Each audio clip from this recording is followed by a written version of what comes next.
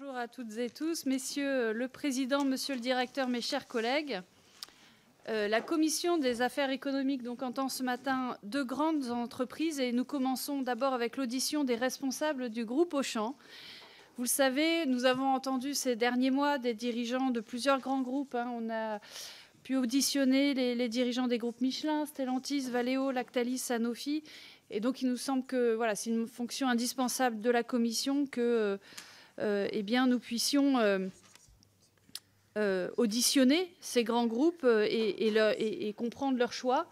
Des grands groupes qui bénéficient par ailleurs du soutien de la puissance publique et qui ont des implications considérables évidemment sur l'économie et l'emploi du pays. Nous avons donc le plaisir d'accueillir Monsieur Guillaume Darras, qui est directeur général d'Auchan Retail et le président d'Auchan France, qui est accompagné de Monsieur Guillaume Gardillou, directeur des relations publiques de ce groupe. Alors je les remercie. Et après plusieurs mois d'échanges préparatoires, nous pouvons maintenant faire cette audition. Merci d'avoir bien voulu vous rendre disponible pour cet échange avec les membres de notre commission. Nous souhaitons aborder avec vous la situation, les perspectives de votre groupe en France et plus largement évidemment l'évolution de la grande distribution. Avant de vous passer la parole, et vraiment en 2-3 minutes, permettez-moi d'indiquer quelques premiers éléments de contexte, mais qui seront sans doute développés bien plus largement par les interventions de mes collègues. Vous le savez, évidemment, chers collègues, que Auchan emploie environ 54 000 personnes en France. C'est évidemment une entreprise majeure de la grande distribution dans notre pays. De nombreux membres de notre commission ont pris connaissance, avec inquiétude, le 5 novembre dernier, de l'annonce d'un plan social très important qui prévoit la fermeture d'une quinzaine d'établissements, ce qui menace près de 2400 emplois et l'arrêt des activités de livraison directe à domicile. Donc, par ailleurs, encore 200 emplois. Avant cela, il y a eu un plan de départ contraint volontaire qui a conduit en 2020 à la suppression de près de 2000 postes.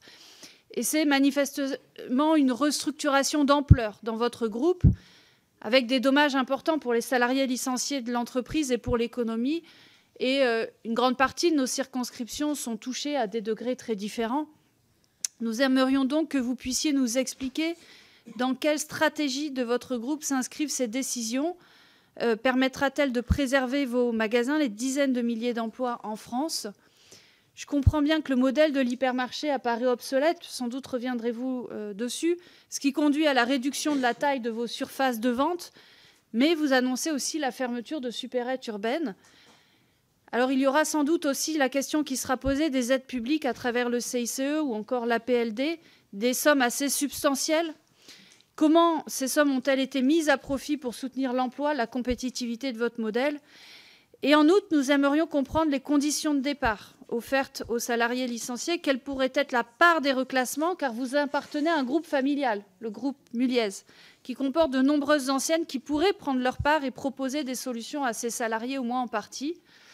Le groupe Auchan a aussi procédé à la reprise de 96 magasins Casino en 2024. Quel est le bilan de cette opération? Et sur un tout autre sujet, je finirai dessus, celui des négociations commerciales. C'est un sujet qui nous occupe aussi fortement dans cette commission. Des négociations qui se tiennent depuis décembre. Et j'aurai également beaucoup de questions, mes collègues aussi sans doute, là-dessus. Simplement déjà, quelle est votre doctrine sur cette rémunération, notamment des producteurs agricoles et des industriels? Qu'en est-il de la mise en œuvre des lois Egalim que nous examinons fréquemment dans cette commission sur le plan du déroulement des négociations commerciales? Vous avez créé notamment une nouvelle centrale d'achat européenne avec Intermarché. Pourquoi? Quel est le but? Voilà, merci encore, Monsieur le Président, Monsieur le Directeur, d'être à nos côtés pour informer les membres de notre commission, leur apporter des réponses à leurs interrogations.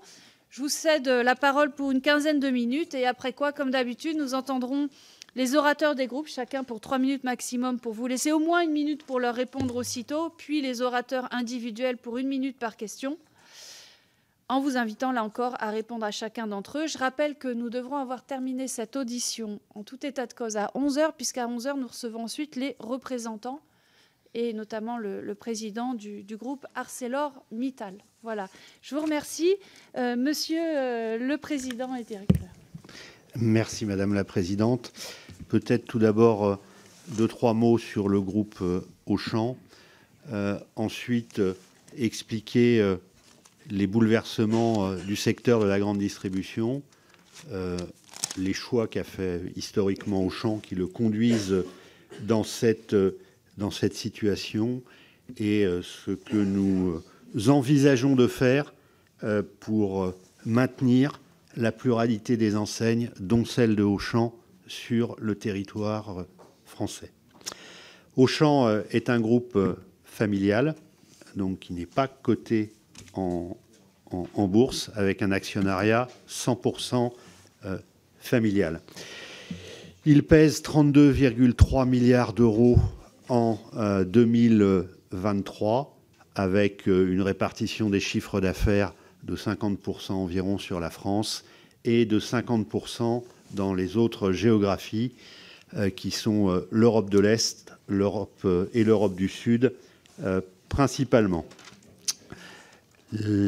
En 2023, le groupe Auchan a enregistré une perte nette de 350 millions, l'essentiel de ces pertes étant lié à la France, puisque la perte en France a été de 236 millions d'euros.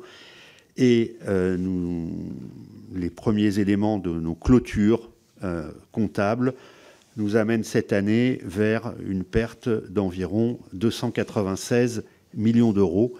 Donc effectivement, une situation économique difficile. Le groupe Auchan emploie 52 127 collaborateurs sur son périmètre historique, à l'exception des magasins du groupe Casino qui ont été repris et qui ont permis de préserver une présence commerciale et des emplois dans à peu près 96 localités. Ces emplois sont répartis sur différents métiers, des métiers de logistique pour 2200 collaborateurs, des métiers de fonction support, de siège pour à peu près 2100 collaborateurs. Nous employons 8600 collaborateurs dans nos supermarchés et 39 285 dans nos hypermarchés. Si on regarde un peu plus sur la France, le groupe Auchan, à lui seul, ne pèse pas la moitié des leaders du marché, puisque sur le mois de décembre, le groupe Leclerc va peser 24% du marché, le groupe Carrefour 22%, le groupe Intermarché 17%, le groupe U 12%, Auchan 9,5%. Donc, Auchan n'est pas parmi les plus grands de ce marché. Historiquement, le métier de Auchan, c'est l'hypermarché, qui a été un modèle puissant dans les années 80. Et le panorama s'est depuis complètement bouleversé, avec une désaffection pour ce format, alors même si ça reste un format très important pour les courses des Français. Les éléments qui sont venus impacter cela, c'est tout d'abord le choix du consommateur d'avoir des courses plus rapides, ce qui a expliqué le développement des formats supermarchés, notamment sous les modèles de commerçants indépendants. Et Auchan est resté très centré sur le format hypermarché. Le deuxième élément marquant, c'est l'arrivée massive de propositions commerciales de magasins dits de soft ou de hard discount, puisque en partant du centaine de magasins uniquement dans les années 90, nous arrivons aujourd'hui à un peu plus de 4300 magasins discount en France. Et là, je parle de Lidl, de Aldi, de Norma et de Action. Ça veut dire que très concrètement, chaque magasin Auchan, chaque hypermarché Auchan a vu son nombre de concurrents augmenter autour de lui, minimum 2 à 3 discounters qui sont venus autour des magasins. Le troisième élément, c'est que l'hypermarché avait une proposition et a toujours une proposition commerciale dans les produits du non-alimentaire. Et là aussi, le marché a été complètement bouleversé. Tout d'abord par l'arrivée de grandes chaînes de spécialistes.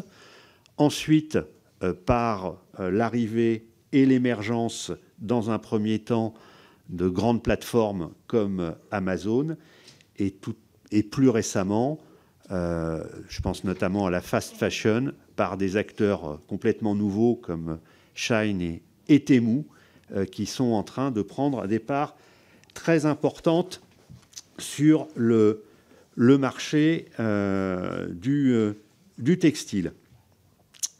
Le deuxième grand élément, c'est la perte d'attractivité commerciale de l'hypermarché liée à des modifications réglementaires.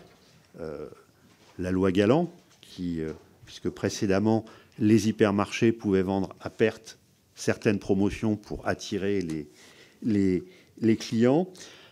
Le changement de règles sur les promotions, avec la limitation à 34%, y compris sur des produits non impactés par les matières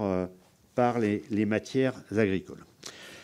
Si on regarde un peu plus les grandes composantes économiques, le groupe Auchan génère une marge de 24,8% en 2023 et de 24,1% en 2024. Cette marge sert à financer pour 65,3% de cette marge les frais de personnel et pour 31,9% l'ensemble des charges externes. Ce qui veut dire que le modèle, finalement, aujourd'hui, consomme l'intégralité de la marge que nous pouvons générer.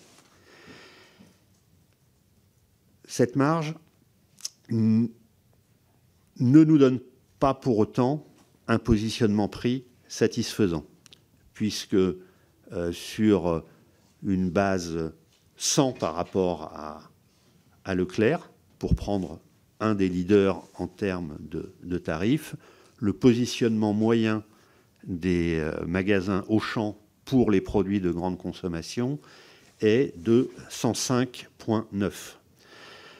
Un point de positionnement prix au niveau du groupe Auchan, c'est 39 millions d'investissements de marge. Donc si je voulais me ramener au niveau de compétitivité de Leclerc, ou bien ne serait-ce qu'à 2-3 points, cela nécessiterait un investissement d'à peu près, donc 79, mettons 3 points, d'au moins 240 millions d'euros. Cet écart de compétitivité est lié à deux éléments principaux. Le premier, les conditions commerciales. La réalité de notre métier, c'est que les plus gros acteurs ont les meilleures conditions commerciales. Et ça s'est construit au fil du temps avec des écarts qui peuvent devenir conséquents, voire très conséquents. Le deuxième élément, c'est que le modèle organisationnel de l'hypermarché, les contrats sociaux qui sont les nôtres comparativement à des groupes d'indépendants, et plus peut-être des choix d'organisation qui n'ont pas été les bons, nous amènent à des frais de personnel qui sont supérieurs de 2 à 2,5 points par rapport à nos concurrents. Pour réagir par rapport à cette situation, le groupe Auchan a engagé un plan qui va viser à corriger l'ensemble de ces éléments.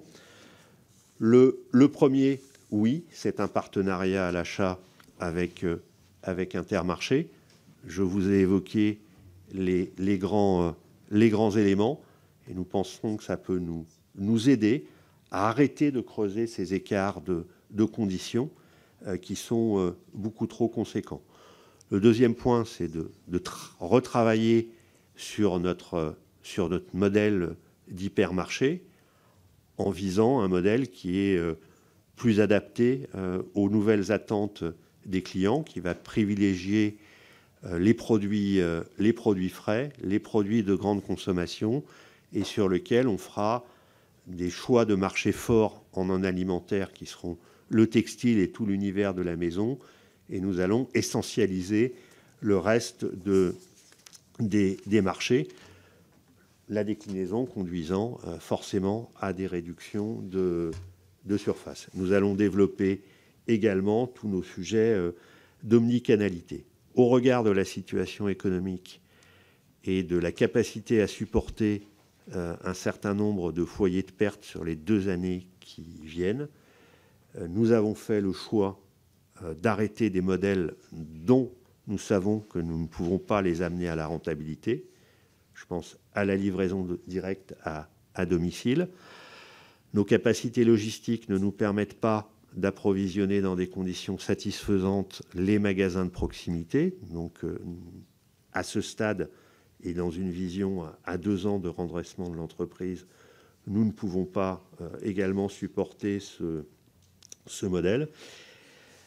Nous allégeons nos organisations également pour nous remettre progressivement à la hauteur de nos concurrents. Et nous avons pris la décision difficile de fermer des sites sur lesquels nous n'avons pas de perspective de redressement. Merci beaucoup pour cette introduction. Donc, nous passons maintenant aux oratrices et orateurs de groupes parlementaires. Tout d'abord, pour le Rassemblement national, Monsieur Maxime Amblard.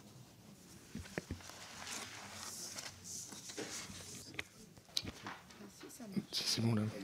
Merci Madame la Présidente. Monsieur le Directeur Général, je profite de votre présence parmi nous aujourd'hui pour aborder un sujet d'importance, non seulement pour l'avenir de votre groupe, mais aussi pour l'économie de nos territoires. Il s'agit bien évidemment de la restructuration que traverse votre entreprise et de l'impact de la fermeture de certains de vos magasins, en particulier dans des départements où ces sites jouent un rôle économique essentiel. À titre d'exemple, je souhaite mentionner le magasin Auchan de Bar-le-Duc, ville-préfecture de ma circonscription, où j'ai récemment eu l'occasion de rencontrer une partie de l'équipe dirigeante ainsi que les salariés du magasin. Ce magasin n'est pas seulement un lien de commerce, c'est aussi un acteur clé de l'économie locale avec 107 employés directs et une quarantaine de plus au travers des commerces de la galerie marchande à Nantes. Lors de cet échange, les salariés m'ont exprimé à quel point cette enseigne représente beaucoup pour eux. Pour beaucoup, il s'agit d'un employeur de longue date, ils y travaillent depuis de nombreuses années. Ce contexte soulève des questions majeures, notamment sur le sujet des carrières longues et les défis liés à une éventuelle reconversion qui s'annonce particulièrement difficile dans un territoire où les opportunités restent limitées. Comme dans d'autres villes, la fermeture d'un tel site ne se résume pas à une simple fermeture de porte. Elle touche directement un réseau d'emplois locaux, des fournisseurs régionaux et un effet domino sur l'ensemble du tissu économique environnant. Je suis bien conscient de la nécessité pour votre entreprise de s'adapter aux évolutions du marché. Mais je tiens à rappeler que pendant plusieurs années, Auchan a bénéficié de dispositifs d'aide publique importants, notamment le crédit d'impôt pour la compétitivité et l'emploi financé par les contribuables français. Des aides qui avaient pour objectif de maintenir la compétitivité des entreprises, mais aussi de maintenir l'emploi et de dynamiser les territoires. Maintenir l'emploi et dynamiser les territoires. Loin de moi l'idée d'affirmer que vous ne savez pas gérer un groupe, loin de là, ses rendements et sa masse salariale. Car même si pendant toutes ces années, vous avez réussi à dégager des dividendes à vos actionnaires, le contraste qui est fait avec votre gestion peu rigoureuse des deniers publics pose question. Avec toutes les fermetures de magasins en ce moment et les pertes d'emplois qui vont avec, on peut vraiment se demander si ces fonds publics ont été utilisés à bon escient et s'ils servaient vraiment à protéger les emplois locaux. Encore une fois, je ne remets pas en cause la nécessité d'évoluer et de s'adapter aux défis économiques, loin de là. Mais je me pose malgré tout la question suivante. Comment votre entreprise peut-elle justifier l'abandon de centaines d'employés après avoir bénéficié de soutien financier public censé protéger l'emploi ? Je vous remercie pour votre écoute attentive et pour les éclaircissements que vous apporterez à ces préoccupations. Je vous remercie, Monsieur Amblard. Monsieur le Président, Directeur Général. Merci, Monsieur. Merci pour votre question qui, pour y répondre complètement, je pense que je prendrai du temps à la fin de cette séance. Pour illustrer ce que je vous expliquais sur le magasin de Bar-le-Duc, sur lequel effectivement nous avons 108 collaborateurs, c'est un magasin qui fait 28 millions d'euros de chiffre d'affaires, qui a vu l'arrivée dans sa zone depuis une dizaine d'années de 2 Drive Leclerc, 3 Lidl, un Aldi, et qui perd environ 2,3 millions d'EBITDA par an. Vous soulignez l'attachement des collaborateurs de Auchan à cette enseigne qui est un acteur avec des vraies préoccupations par rapport à l'emploi. L'engagement du groupe Auchan va être d'accompagner au maximum l'ensemble de ses sites et de ses collaborateurs, tout d'abord en cherchant des repreneurs pour pouvoir maintenir une activité, de pouvoir proposer des reclassements, bien évidemment, et je n'ignore pas que sur votre territoire, il y a une faiblesse de densité commerciale et de magasins. Et si, in fine, nous n'arrivons pas à trouver des solutions, nous ferons un accompagnement financier dont Auchan a une tradition de bon traitement de ses collaborateurs. Merci. Merci beaucoup. Alors ensuite, pour le groupe Ensemble pour la République, Madame Françoise Buffet. Merci Madame la Présidente, Monsieur le Directeur Général. Depuis des années, nos agriculteurs expriment une colère grandissante face à une situation devenue insoutenable car ils ne parviennent plus à vivre de leur métier. Ce constat est d'autant plus alarmant que ces difficultés sont le fruit d'un déséquilibre structurel dans les relations commerciales au sein de la filière agroalimentaire. Malgré les lois Egalim et leurs avancées, ce déséquilibre persiste. Les négociations commerciales continuent de se dérouler sous une forte pression exercée par les enseignes de la grande distribution, dont la concentration leur confère un pouvoir écrasant sur les prix. La promesse de la construction en marche avant des prix n'est pas tenue, tous les acteurs de la filière ne jouant manifestement pas le jeu. Pour y remédier, il est question de légiférer à nouveau et l'on évoque une loi Egalim 4 pour tenter de renforcer le pouvoir de négociation des organisations professionnelles. Mais face à ces objectifs, une question essentielle demeure. Comment espérer protéger efficacement nos agriculteurs si, dans le même temps, la grande distribution multiplie les stratégies de contournement du cadre législatif ? L'alliance Aura Retail, qui regroupe Intermarché, Auchan et Casino, en est l'exemple flagrant. Basée hors de France, elle permet d'échapper aux obligations des lois Egalim tout en exerçant une pression accrue sur les fournisseurs. Une deuxième question me paraît intéressante après votre exposé. Il porte sur l'écart de compétitivité. Vous cherchez à le réduire. La stratégie porte-t-elle également sur les producteurs locaux et sur les achats locaux ? Je vous remercie. Merci beaucoup, Madame Buffet, Monsieur le Président Directeur Général. Deux, trois réponses à ce sujet. Vous nous présentez une vision juste, mais très monolithique de la relation industrie-commerce. Et je pense qu'il convient de distinguer les relations avec les très grands groupes internationaux qui, eux, sont consolidés face à un marché européen qui est beaucoup plus fragmenté et qui ont un réel pouvoir de négociation. Preuve en est le différentiel d'augmentation des tarifs proposés cette année, puisque les 170 plus gros fournisseurs de Auchan dans les produits de grande consommation proposent une hausse de tarifs d'entrée de 6,2%, quand nos PME et PMI partenaires arrivent avec une hausse légitime de 2,5%. La décomposition de l'impact des matières agricoles dans ces hausses de tarifs pour les grands industriels est de 1,4% et de 4,7% pour les autres postes. Alors bien sûr, avec des variations très importantes en fonction de la nature des cours. Le deuxième grand élément de relation commerciale, c'est pour les produits bruts, les fruits et légumes, la viande, les poissons. Et là, nous sommes essentiellement avec de l'achat qui est français. Et tous les dispositifs que vous avez évoqués ne viennent pas impacter ce niveau de relation. Troisième élément, pour le temps qu'il me reste, la loi Egalim, je dirais aller au bout et imposer la contractualisation aux industriels avec le monde agricole. Et là, on sera dans une vraie logique de marche en avant.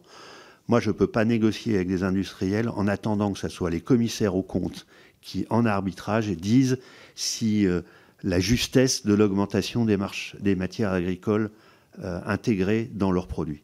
Donc moi, si j'ai une contractualisation entre l'industriel et l'agriculteur, nous la prendrons comme entrée de base, pour autant qu'elle nous soit communiquée. Merci. Monsieur Darras, d'ailleurs, j'ai eu l'occasion de vous dire avant de rentrer que plusieurs de nos collègues parlementaires sont en train justement de plancher sur un rapport d'évaluation des lois Egalim. Alors, pour le groupe de la France Insoumise, Madame Marianne Maximi. Merci Madame la Présidente, Monsieur le Président Directeur Général. Il y a des collègues qui craquent tous les jours. Nous sommes des êtres humains, pas des machines qu'on arrête sur commande. Voici ce que dit Annabelle, qui a donné 21 ans de sa vie à Auchan-Nord à Clermont-Ferrand. Partout en France, du jour au lendemain, ce sont 2400 salariés ainsi que leurs familles que vous avez plongés dans l'incertitude et la violence sociale. C'est notamment ce qui s'est passé dans le Puy-de-Dôme, mon département, où sans avertir les salariés, ni les collectivités, ni même les élus, vous avez décidé de fermer un hypermarché qui réalise 52 millions de chiffre d'affaires et de supprimer 11 postes dans un autre magasin, soit plus de 200 emplois supprimés sur ce territoire. Cette décision d'une extrême brutalité est d'autant plus incompréhensible alors qu'elle intervient quelques mois après avoir mis sur la table 700 millions d'euros pour acheter 98 magasins Casino et que cet été, la direction d'Auchan avait travaillé sur une réduction de surface de plusieurs hypermarchés pour les maintenir ouverts. Ce changement soudain de stratégie interroge, mais trouve sans doute son explication dans les caprices de la famille Mullier qui a nommé en 20 ans 17 directeurs généraux avant vous. Aux salariés qui voient disparaître leurs emplois, vous proposez un plan social au rabais, une indemnité supralégale qui ne concerne qu'une minorité des employés, des baisses de salaire pour celles et ceux qui accepteraient une mobilité interne et une impossibilité d'être reclassés dans les enseignes du groupe Mullier. Ce mépris de la direction d'Auchan, les salariés d'Auchan la connaissent déjà bien. En 2020, vous avez procédé à la suppression de 1475 emplois alors qu'Auchan avait perçu, avant le Covid, 500 millions d'euros de CICE. Depuis des années, vous maintenez dans la précarité une partie des salariés pour bénéficier d'exonérations d'impôts sur les bas salaires avec l'aval des gouvernements successifs. L'année dernière, vous avez accordé un intéressement au bénéfice de 18 € bruts aux salariés, un partage de la valeur qui aurait pu difficilement être plus injuste. Ce nouveau plan social est d'autant plus inacceptable qu'Auchan International est loin d'être en perte de vitesse et que la famille Mullier, qui a la main sur au moins 130 grandes anciennes, possède une fortune colossale estimée à 52 milliards parce que, en moyenne, 10% du pouvoir d'achat des Français va dans les entreprises de l'empire Mullier. Quelques semaines après l'annonce du plan social à Auchan, l'association familiale Mullier s'est même payé le luxe de se verser par l'intermédiaire de Decathlon 1 milliard de dividendes. Comment expliquer que les dividendes des différentes enseignes arrivent dans les mêmes poches et que dans le même temps, les victimes d'un plan social ne peuvent être reclassées dans une autre entreprise de la famille Mullier ? Allez-vous continuer à vous cacher derrière ces montages fiscaux pour empêcher tout reclassement ou allez-vous enfin respecter les salariés qui ont donné leur vie et leur santé à Auchan ? Enfin, monsieur le directeur général, mesurez-vous les conséquences pour les territoires concernés? Avez-vous réellement cherché des repreneurs, réalisé des études d'impact? Un plan social comme celui-ci touche vos clients, notamment ceux qui vivent dans les quartiers populaires, où il manque déjà de tout, ainsi que les commerçants indépendants qui vous versent de généreux loyers pour occuper vos galeries commerciales. Et je termine par des questions précises. Quel est le montant des aides publiques perçues et à quoi ont-elles servi? Et est-ce que d'autres licenciements sont-ils prévus? Je vous remercie. Merci Madame Maximi. Monsieur le Président Directeur Général, s'il vous plaît. Bien. Merci Madame la députée. Juste une petite précision sur le plan social précédent, qui était de 1582 collaborateurs. L'ensemble des dispositifs que le groupe a mis en place à l'époque a permis de limiter, et c'est malheureux et c'est trop, à uniquement 83 licenciements finaux au bout de ce PSE. Je suis extrêmement surpris que vous parliez de la générosité du plan, puisqu'il est encore en cours de négociation, et je tiens à ce qu'on respecte complètement les instances représentatives du personnel, et nous faisons en la matière notre travail. Quant à l'annonce à l'avance de ces éléments-là, ils eût été du délit d'entrave, et là aussi nous respectons les instances représentatives du personnel. Nous connaissons bien le site de Clermont-Nord. Vous oubliez de citer un sujet sur ce site, c'est le problème de la sécurité et du trafic de drogue. Merci. Merci, s'il vous plaît. On poursuit. Je rappelle par ailleurs que si des orateurs de groupe veulent reposer une question, ils le peuvent. Est-ce que nous pouvons continuer, s'il vous plaît, l'audition dans le calme, comme nous l'avons toujours fait dans cette commission? Merci. Pour le groupe socialiste, Madame Mélanie Thomas. Merci Madame la Présidente. Monsieur le Directeur Général, je m'adresse à vous au nom des députés socialistes et apparentés. Depuis novembre dernier et l'annonce de votre plan de licenciement d'ampleur, nous vous attendions à l'Assemblée nationale et c'est chose faite ce matin. Votre plan de licenciement impacte 2389 de vos salariés et prépare la fermeture d'une dizaine de magasins en France. Il s'agit d'un tournant sans précédent dans l'histoire de votre groupe qui soulève de nombreuses interrogations au regard de vos choix stratégiques économiques et des conséquences humaines qui en découlent. 100% familial, avez-vous dit. Votre groupe est la propriété de la famille Muliez au patrimoine estimé à 28 milliards d'euros.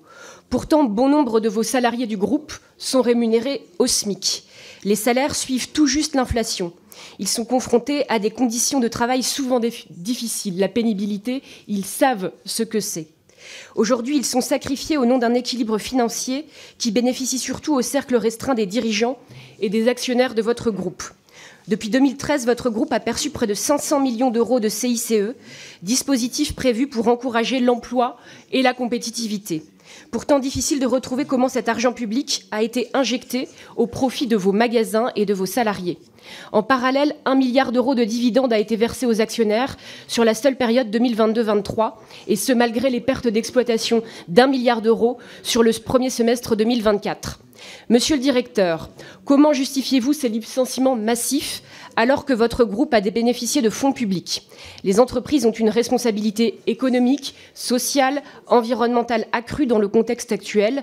Pouvez-vous nous expliquer en quoi vos récents choix s'inscrivent dans cette démarche? La loi ne vous y oblige pas, mais comment pourriez-vous garantir une stratégie de reclassement des salariés au sein de votre groupe et auprès de vos autres enseignes? Sur un tout autre aspect, la création en septembre dernier de l'alliance Aura Retail suscite de vives critiques. L'ANIA y voit une tentative délibérée de contourner les lois Egalim à travers l'utilisation des centrales d'achat européennes. Ces négociations échappent à la régulation nationale et ont des conséquences directes sur la rémunération des agriculteurs. Un chiffre à rappeler, 40 à 50% des volumes vendus par la grande distribution sont négociés à l'étranger, alors même que tout produit vendu en France devrait respecter la loi française, et ce, sous peine de sanctions. Vous affirmez que cette alliance permettra de négocier les meilleurs tarifs auprès des multinationales pour offrir des prix attractifs aux consommateurs, mais à quel prix pour nos agriculteurs et notre souveraineté alimentaire? Je vous remercie. Merci, Madame Thomas. Monsieur le Président directeur général, s'il vous plaît. Merci. Tout d'abord, Auchan France n'a pas versé de dividendes depuis 2019. Donc, je vais vous donner les dividendes versés par Auchan Retail France. Je pense qu'il y a des très grosses confusions entre l'EBITDA généré par l'ensemble du groupe et les dividendes. Donc, 2016... 2015, 35 millions de dividendes remontés. 2016, 0. 2017, 67. 2018, 51. 2019, 2020, 2021, 2022, 2023, 0. Et ces chiffres sont auditables. Premier élément. Deuxième élément, qu'est-ce que nous avons fait du CICE? Je vois qu'il me reste 29 secondes. Donc sur l'ensemble de la période 2013-2018, 44%, soit 212 millions, ont été inclus dans les éléments de rémunération et de conditions de travail. Auchan a d'ailleurs fait le choix de réintégrer ces montants dans la base de la participation et de l'intéressement qui, je suis d'accord avec vous, sont beaucoup trop faibles de manière générale. 29%, soit 139 millions, ont été mis dans la compétitivité, soit prix, soit l'innovation, la création de nouveaux concepts ou de projets innovants. Enfin, 17% ont été affectés, soit 80 millions, à la transition écologique pour l'équipement en LED, le changement des meubles froids pour qu'ils soient moins consommateurs. Excusez-moi, Madame la Présidente. Merci beaucoup. Non, mais je vous remercie pour la précision. Et je vous indique que vous aurez évidemment du temps à la fin des interventions pour compléter autant que vous le souhaitez. Monsieur Jean-Pierre Vigier pour le groupe de la droite républicaine. Merci Madame la Présidente.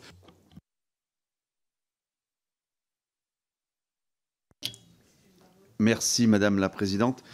Monsieur le Président Guillaume Darras, au nom du groupe de la droite républicaine, je souhaite attirer votre attention sur deux enjeux cruciaux. Un, la marge des distributeurs et deux, surtout la juste rémunération de nos agriculteurs. Les récentes mobilisations des syndicats agricoles témoignent, vous le savez, du profond malaise que traverse le monde agricole. Trop de producteurs peinent encore à vivre dignement de leur travail, alors qu'ils sont des piliers de notre souveraineté alimentaire. Malgré les lois Egalim, et vous en avez donné des exemples, censés rééquilibrer les relations commerciales, la complexité des textes et leurs dérogations multiples ont conduit à des résultats bien en deçà des attentes. Ça, vous l'avez précisé, c'est très clair. Ces dispositifs, bien qu'ambitieux, montrent leurs limites. Nos agriculteurs restent les grands perdants dans la répartition de la valeur, notamment au profit des marges, parfois jugées excessives, de la grande distribution. Aussi, Monsieur le Président, je souhaite vous poser deux questions essentielles.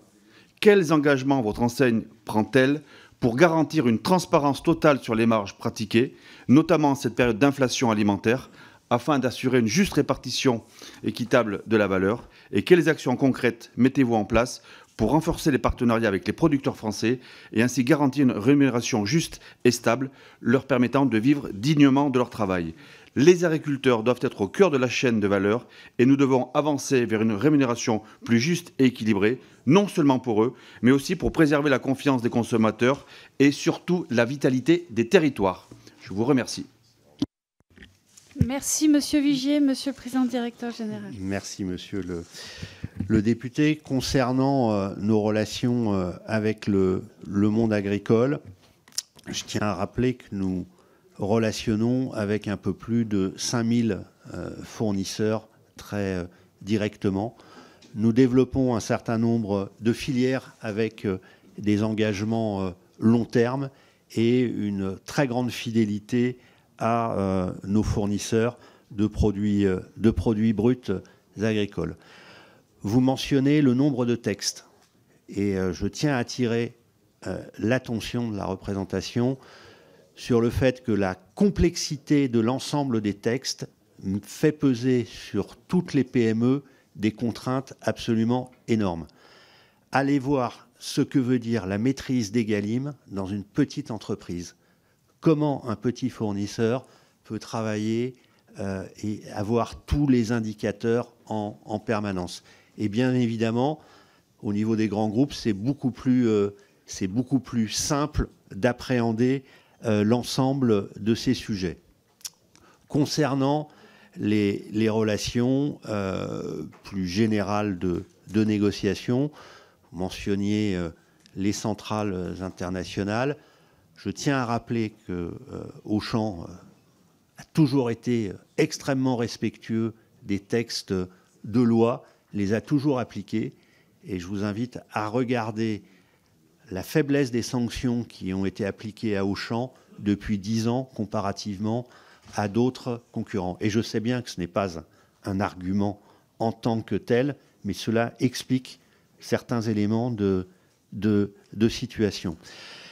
Notre partenariat avec le groupe Intermarché, je tiens aussi à le préciser, doit nous permettre de maintenir et de pousser un certain nombre d'outils industriels de première transformation, puisque nous souhaitons coopérer aussi avec le groupe Intermarché sur ce secteur pour soutenir notamment des filières animales et de pêche. Merci à vous. Pour le groupe écologiste et social, Monsieur Boris Tavernier. Merci Madame la Présidente. Monsieur le Président Directeur Général, protéger les travailleurs, protéger les consommateurs. Vous échouez à ces deux missions. La première en supprimant près de 2400 emplois dans un groupe qui appartient à une des familles les plus riches de France. La seconde en condamnant les plus pauvres à l'overdose de sucre. La seule mission que vous réussissez, mais vous n'êtes pas les seuls en la matière, est de capter les aides publiques. Commençons par les consommateurs. Dans une enquête parue la semaine passée, l'association Foodwatch montrait que le sucre est omniprésent et les produits les moins chers sont le plus souvent les plus sucrés. Autrement dit, pour un budget serré, il est mission quasi impossible de se nourrir sainement dans les supermarchés. Votre responsabilité en la matière est double. D'abord, en tant que producteur, les marques distributeurs sont les premières concernées par ce constat. Ensuite, en tant que distributeur, vous avez la responsabilité de ce que vous mettez en rayon. Alors que les acteurs de la grande distribution prétendent être des alliés des consommateurs et de leur pouvoir d'achat, ce que cette enquête montre est surtout que les enseignes, comme Auchan, alimentent un système à deux vitesses, injuste et discriminant, dans lequel seuls ceux qui ont les moyens peuvent accéder à une alimentation plus saine. Ainsi, voici ma première question. À quoi Auchan s'engage et dans quel délai pour prendre sa responsabilité dans ce problème d'accès à une alimentation saine et digne pour toutes et tous? Venons-en maintenant aux travailleurs. L'entreprise est en difficulté, certes, vous procédez à un vaste plan de licenciement, mais vous pouvez encore limiter la casse. Les syndicats ne sont pas gourmands, ils demandent le reclassement de ceux qui perdent leur emploi au sein des autres entreprises de l'Empire Mullier. Kiabi, Leroy Merlin, Decathlon, Boulanger, cet empire est vaste. Alors, Monsieur Darras, allez-vous plaider auprès de Gérard Mullier, 8e fortune de France, pour un reclassement des salariés? Mais pas d'entourloupe, un reclassement à l'ancienneté. Soyons reconnaissants de ces salariés qui ont été engagés en première ligne pendant le Covid. Reconnaissons leur savoir-faire. Enfin, sur les aides publiques, comme les autres entreprises du secteur, vous en avez reçu sous différentes formes, du CICE aux baisses de cotisations, et ce pour plusieurs dizaines de millions d'euros. Nous sommes légitimement en droit de nous demander ce que vous en avez fait. Alors, Monsieur Darras, quel compte pouvez-vous rendre sur l'utilisation de cet argent public? Je vous remercie. Merci, Monsieur Tavernier. Monsieur Charles. Donc, concernant l'alimentation, je suis assez surpris que Foodwatch n'ait pas été voir notre quote-part de produits frais que nous vendons, puisque nous poussons beaucoup ces éléments-là. Nous avons été bien évidemment sollicités par Foodwatch. Je pense qu'il y a 2-3 erreurs méthodologiques, mais nous leur répondrons, puisque n'ont pas été pris forcément en compte nos produits à marque distributeur de la marque Auchan, sur lequel il y a un gros travail d'amélioration, de bannissement d'un certain nombre de substances controversées et de travail qui sont faits sur les baisses de ces éléments. Je pense que nous avons une très grande responsabilité et nous souhaitons agir dessus, qui est la meilleure information du consommateur, puisque, je rappelle, le consommateur est libre de ses choix. J'entends et je sais la problématique du pouvoir d'achat. Pour autant, si je prends la consommation des sodas, il y a structurellement du sucre dans les sodas, et je pense qu'il faut que dans nos métiers, on sache orienter et donner les bons éléments de choix. Et nous, notre décision, à ce titre-là, contrairement à certains grands industriels, c'est de maintenir le Nutri-Score. Concernant, puisque la question a été posée plusieurs fois, vous avez cité tous plusieurs fois l'AFM, qui n'est pas un groupe au sens juridique du terme. Moi, je m'occupe de Auchan, mais bien évidemment, nous travaillons à proposer des solutions dans toutes les autres enseignes. Comme nous l'avons fait, alors ce n'est pas mécanique et automatique au sens juridique du terme, mais nous le faisons. Nous avons des solutions digitales internes où tous les postes disponibles dans ces enseignes sont accessibles à l'ensemble des collaborateurs. Merci. Merci beaucoup, Monsieur Darras. Pour le groupe Horizon, Monsieur Henri Alfandari.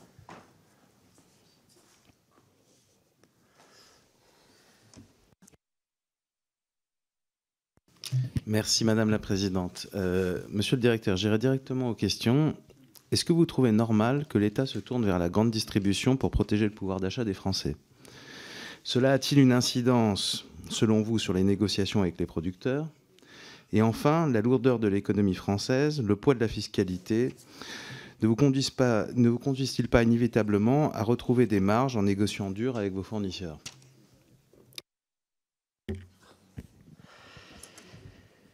Très efficace.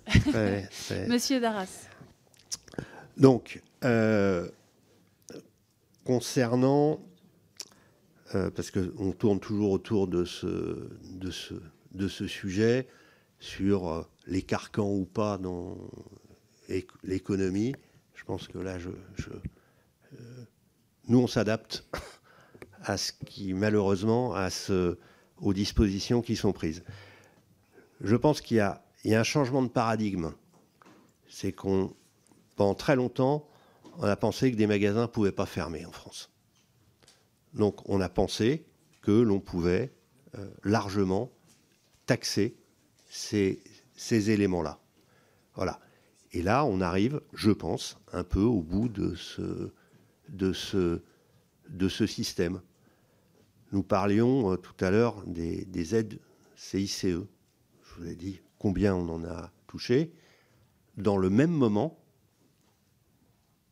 concomitance exacte du temps, la TASCOM, sur les surfaces de plus de 2500 m² a été augmentée.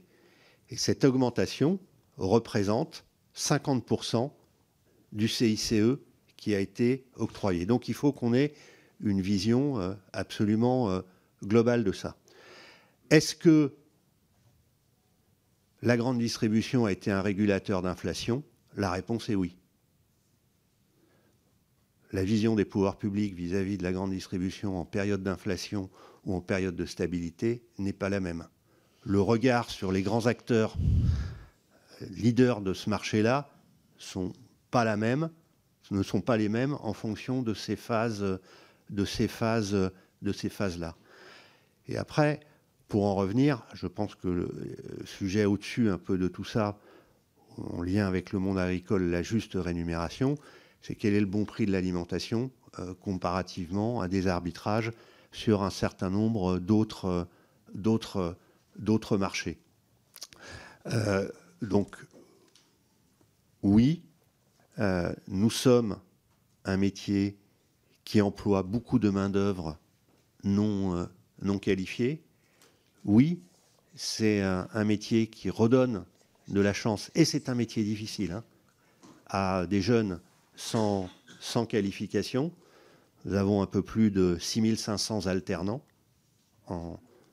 Donc, c'est un métier où, en tout cas, le groupe Auchan permet aussi d'offrir du travail à des personnes sous handicap. Ça représente plus de 8,5% de nos collaborateurs.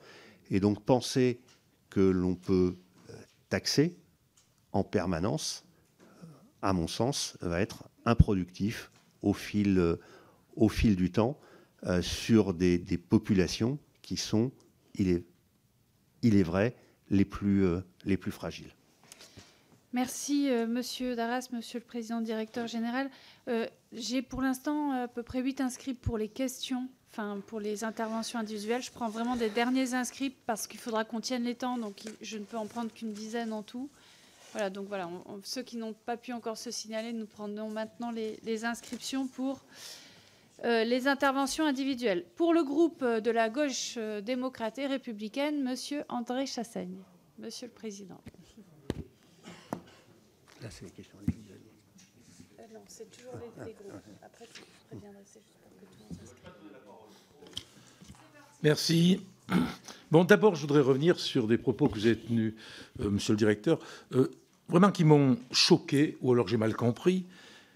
Vous avez donné comme une forme de justification, parmi d'autres, des trafics de drogue sur site de Clermont-Ferrand. Permettez-moi de vous dire que c'est absolument inacceptable, intolérable de tenir de quels propos. Je vous demande de revenir sur ces propos ou vraiment de les justifier.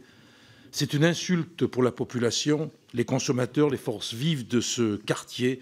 Et j'ajouterais même que ce site est le poumon de ce quartier avec une vie associative extrêmement riche. C'est le contraire de ce que vous avez dit. Deuxième élément, sur l'anticipation. Vous parlez des soutiens publics, uniquement CICE d'ailleurs. Je ne pense pas que vous ayez eu des crédits impôt recherche. Heureusement, parce que sinon, vous auriez peut-être pu réfléchir en termes d'anticipation au développement de sites, à de l'innovation, avec la volonté de maintenir localement ces magasins, et notamment les hypermarchés. Mais vous avez parlé uniquement du CICE. Quels sont les autres soutiens publics que vous avez eus et l'usage que vous avez pu en faire? Troisième chose, c'est le coup de massue que ça représentait sur un site comme Clermont-Ferrand. Alors, je vous pose des questions très précises. Est-ce que vous avez eu des contacts préalables avec la ville et l'agglomération pour anticiper ce que vous avez annoncé avec une telle brutalité? Est-ce que vous n'auriez pas des projets immobiliers, sans doute au rendement juteux, sur le devenir de l'infrastructure? Ou alors, est-ce que vous avez véritablement, sur le chantier, des pistes de reprise qui permettraient d'offrir de l'emploi? Je terminerai, pour ne pas être trop long, en disant que, concernant ce que vous appelez les marges, plus de 24% qui consommés par le modèle, bien évidemment, la fortune de la famille Muliez est complètement saucissonnée. Donc elle peut se permettre de verser 1 milliard d'euros de dividendes Décathlon. Il y a Kiabi, il y a Leroy Merlin, il y a Flunch et j'en passe. Et à partir de là, est-ce que vous pouvez nous assurer qu'il n'y a pas eu de remontée d'argent vers des holdings financières? Merci, Monsieur le Président Chassaigne. Bien. Monsieur le Président Directeur Général. Alors, tout d'abord, si je vous ai choqué avec mes propos, je tiens à m'en excuser. Nonobstant, c'est une réalité que nous avons des sites qui sont dans des conditions délicates où ces choses-là existent. C'est bien évidemment pas une relation de cause à effet. Je tiens quand même à signaler que pour un certain nombre de directeurs de magasins, exercer dans cette nouvelle donne, puisque voilà, est quelque chose qui n'est pas forcément très simple. Concernant la famille Mullier, moi je ne suis pas représentant de la famille Mullier ici.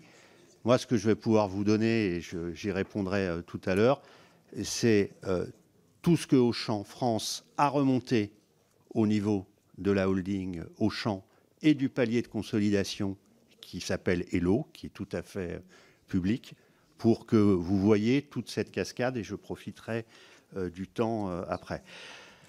Pour la recherche de solutions sur les sites, bien évidemment que nous en recherchons.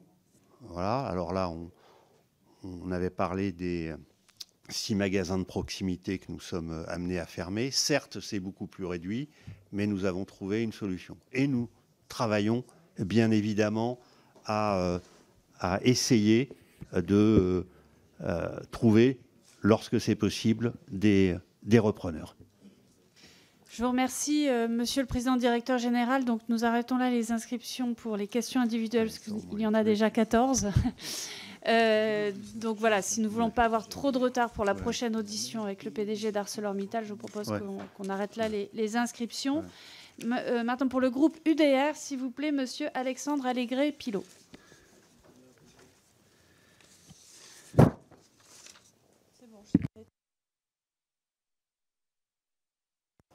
Oui, ok, on est bon. Merci Madame la Présidente, Monsieur le Directeur Général. Vous nous l'avez dit, la grande distribution est un secteur en pleine transformation avec énormément de fermetures. Casino l'a illustré l'an dernier, hein, c'était terrible. J'ai plusieurs sujets sur lesquels j'aimerais avoir votre avis. Premièrement, vous nous avez parlé de logistique.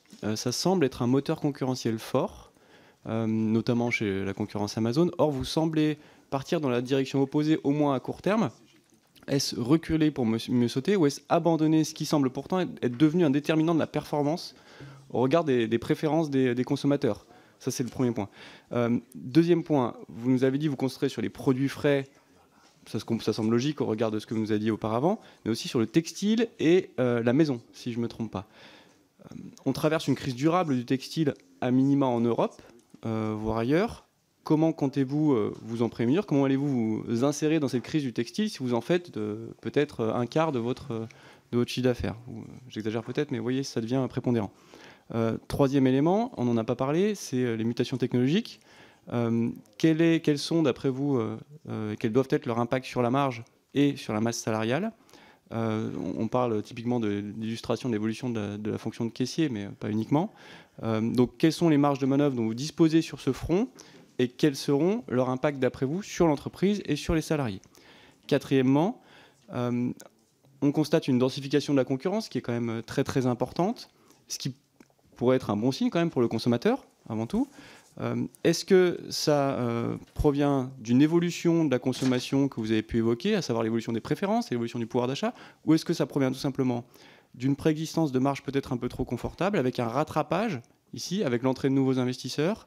Avez-vous à ce titre une vision comparative et un avis sur ce qui explique cette évolution, donc l'entrée de nombreux concurrents, au-delà peut-être de l'évolution du pouvoir d'achat des consommateurs et de leurs préférences? Je vous remercie, désolé, ça fait pas mal d'éléments.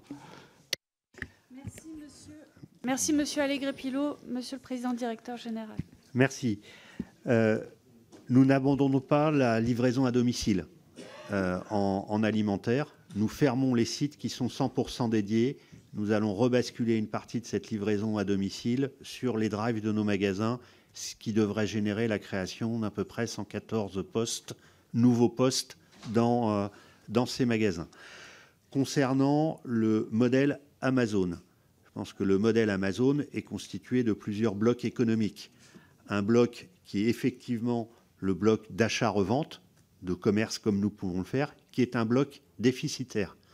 Le bloc place de marché, avec des commissions qui sont prises aux vendeurs et où l'ensemble des coûts de la chaîne logistique sont supportés par le vendeur, qui est un modèle rentable. Et ensuite, toutes les fonctions de mise à disposition de services informatiques et d'hébergement de données qui sont, eux, les éléments les plus rentables. Donc, en gros, les pertes qui sont subies par Amazon sur le métier qui est le nôtre sont très largement compensées à des niveaux extrêmement élevés par les autres métiers d'Amazon, et y compris un qui est en train de prendre une place très importante, qui est le retail média, qui est la publicité sur ses propres sites. Sur le textile, nous pensons qu'il y a une place pour une proposition de textile responsable à prix accessible. Donc nous allons effectivement concentrer plus notre offre, nous rebaser un peu plus sur les essentiels et prendre l'engagement, puisqu'il est important pour nous que, en termes de lutte contre le réchauffement climatique, que l'ensemble de nos vêtements soit le plus rapidement possible recyclables. Voilà. Merci. Donc, merci, Monsieur Darras. Nous passons maintenant pour le groupe démocrate à Romain Daubié. Merci.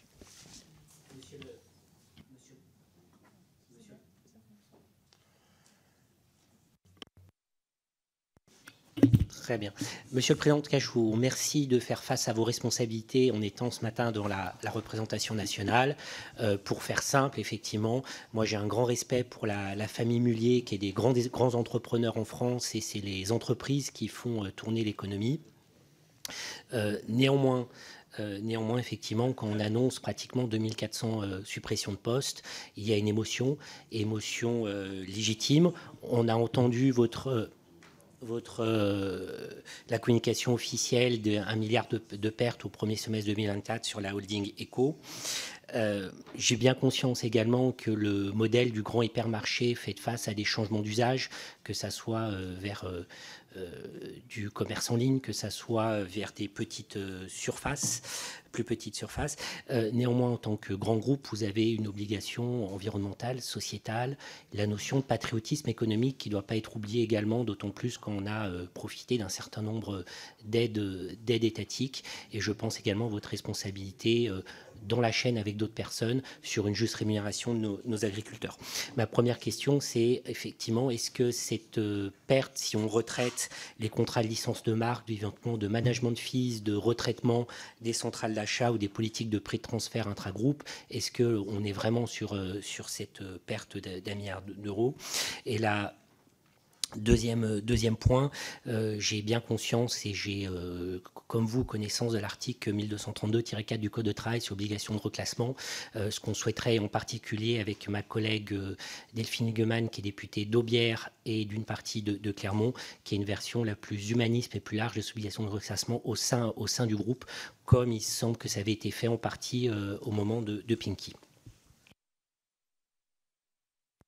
Monsieur Daubié, Monsieur Darras. très bien. Donc sur la sincérité des comptes, je vous la confirme. Donc on est bien sur le périmètre qui nous concerne et il n'y a rien en termes de licences de marque. Les licences de marque sont entre la structure de tête Auchan, Harry et les différents pays. Et de toute façon, tous ces éléments-là sont de transfert, sont vérifiés en permanence par l'administration fiscale. Donc sur ce sujet-là, je peux complètement vous le confirmer. Sur l'obligation non juridique de reclassement, c'est un peu bizarre ce que je dis là, nous la prenons un peu en obligation de résultat. Voilà. Et je peux vous confirmer que nous sommes en lien permanent avec les DRH de l'ensemble des enseignes pour faciliter l'ensemble de ces transferts, et qu'on y sera très attentif. Et vous parliez d'émotion, je pense que ça va un peu au-delà quand voilà, c'est les trajectoires individuelles et personnelles qui sont touchées. Certes, on peut avoir une vision un peu caricaturale de la famille qui est notre actionnaire de référence, mais je vous confirme qu'ils sont très attentifs à ce que tout ça soit bien traité. Le soutien de la famille, en tout cas de l'actionnaire, s'est exprimé avec une recapitalisation à hauteur de 1,4 milliard cette année pour soutenir le bilan du groupe Auchan.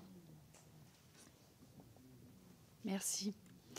Merci beaucoup, Monsieur Darras. Alors, nous allons passer maintenant aux questions individuelles, mais je vous laisserai évidemment à la toute fin plutôt, si vous me le permettez, l'occasion de répondre. D'ailleurs, chacune des interventions, vous avez 1 minute pour y répondre, mais si vous le souhaitez, vous pouvez tout à fait reporter à la question, à la réponse que vous pourrez faire évidemment à la toute fin. Voilà, donc il y a 14 interventions. Je commence par Monsieur Patrice Martin.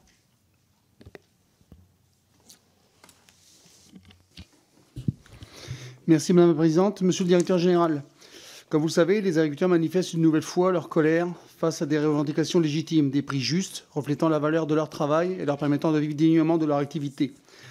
Malgré les lois Egalim 1 et 2, censées rééquilibrer les relations commerciales dans la chaîne alimentaire, ils continuent de subir la pression combinée des industriels et des grandes enseignes. Ce rapport de force déséquilibré les maintient dans une situation intenable où leur rémunération reste insuffisante pour couvrir leurs coûts de production. Par ailleurs, l'opacité persistante autour du calcul des marges de la grande distribution alimente les tensions et accroît les doutes sur la juste répartition de la valeur. Dans ce contexte, quelles mesures concrètes votre groupe met-il en place pour garantir que les objectifs des lois Egalim bénéficient réellement aux agriculteurs et qu'ils perçoivent enfin une rémunération à la hauteur de leur travail? Je vous remercie. Merci, Monsieur Martin. Monsieur Darras. Je crois que j'ai répondu tout à l'heure sur le dispositif que nous souhaiterions au niveau des enseignes sur la loi Egalim, qui doit pouvoir répondre à cela. J'ai répondu également par l'ensemble des niveaux de contractualisation que nous faisons avec le monde agricole.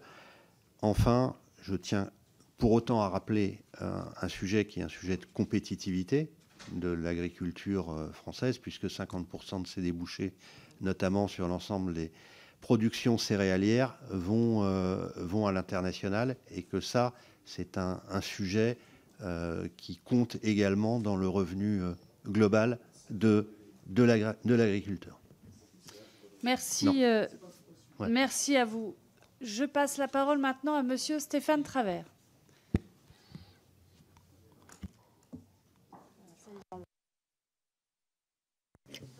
Merci Madame la Présidente. Monsieur le Directeur Général, nous aurons l'occasion, je pense, dans les semaines à venir de pouvoir évoquer les sujets Egalim et négociations commerciales. Ça a été rappelé à plusieurs reprises durant l'audition. Le modèle économique des hypermarchés est actuellement questionné avec les modifications importantes des modes de consommation. Et donc cela vous a conduit à prendre des décisions importantes de suppression de postes qui affectent de nombreux territoires. Le Cotentin en fait partie. Et vos enseignes dites de proximité à 2 pas subissent-elles aujourd'hui ce même phénomène d'érosion? Concernant les salariés qui voient leur poste supprimé, ferez-vous jouer ou pourrez-vous faire jouer la logique du groupe, puisque Auchan appartient au groupe Mullier, les grands industriels du Nord, connus bien évidemment sur tout le territoire, leur proposant des reconversions dans les autres familles du groupe, Boulanger, Noroto, etc. Enfin, dans le cadre d'Egalim, on en a beaucoup parlé, du partage de la valeur sur toute la chaîne de l'amont à l'aval. Qu'en est-il aussi du partage de la valeur sociale au sein du groupe? Merci. Merci, Monsieur Travers. Monsieur Darras. Bien, donc sur l'ouverture à d'autres enseignes dans l'environnement familial, j'y ai répondu. on est dans la logique de faire tous les efforts. Concernant les marges, moi je suis prêt à partager les marges rayon par rayon de Auchan, avec les charges de personnel direct et l'ensemble, pour aller un peu plus loin que la vision consolidée de l'Observatoire des prix et des marges. Comme ça, au moins, on pourra être carte sur table. Moi, j'ai rien à cacher là-dessus, vu l'état de l'entreprise. Voilà, donc ça, je suis prêt complètement à le faire dans un dispositif qui sera à définir pour des raisons, bien évidemment, de confidentialité et de concurrence. Sur le partage de la valeur avec les collaborateurs, qui a été un des fondements de la dynamique du groupe Auchan. Aujourd'hui, il n'y a pas grand-chose, malheureusement, à partager. C'est ça notre sujet. Merci à vous. Monsieur René Pilato.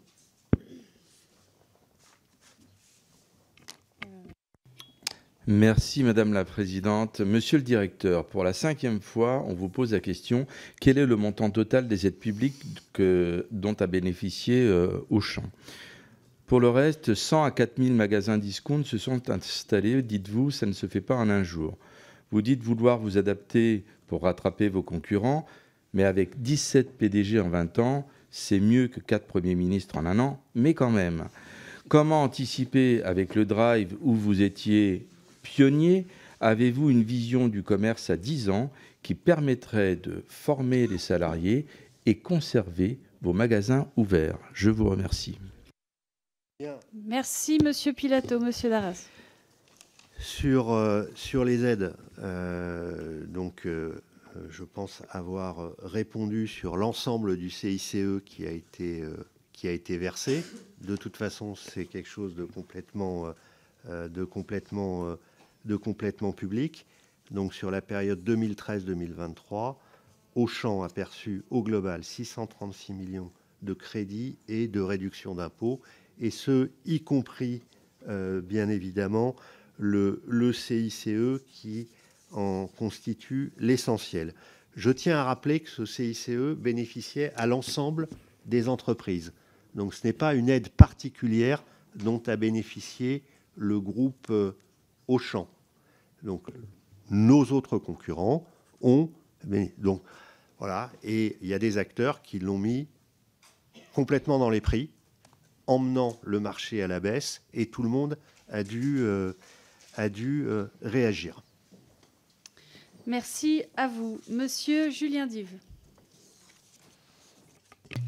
Merci Madame la Présidente. Monsieur le Président, il y a 17-18 ans, j'étais salarié d'Auchan à Petite Forêt. Vous savez, ce qu'on appelle les équipiers de rayons, et rayons surgelés notamment. Et il est vrai qu'à l'époque, pour beaucoup de jeunes comme moi, étudiants, qui travaillions dans vos hypermarchés, dans vos supermarchés, le groupe Auchan faisait finalement un peu, je veux dire, rêver en termes de carrière, puisque c'était un groupe où il était très facile de commencer en rayon, de devenir chef de rayon, chef de secteur et ainsi de suite. Et c'est un groupe qui innovait. C'est le groupe Auchan qui a déployé dans son management le SBAM+, qui a été un des premiers pionniers sur les caisses automatiques. Et en fait, moi j'aimerais comprendre ce qui s'est passé, parce que c'était un groupe innovant qui faisait rêver, qui donnait la possibilité de réussir, et qui aujourd'hui, 15-20 ans après, se retrouve en difficulté. Et expliquez-nous qu'est-ce qui a manqué chez Auchan en termes d'adaptation et de ne pas avoir su saisir finalement le changement de comportement des consommateurs. Ça, c'était ma première question. Et la deuxième question, si j'ai encore le temps, c'est de vous poser simplement sur la question immobilière. Vous êtes un grand groupe commercial, mais aussi un grand groupe immobilier. Pouvez-vous nous éclaircir les actifs d'Auchan ? Très...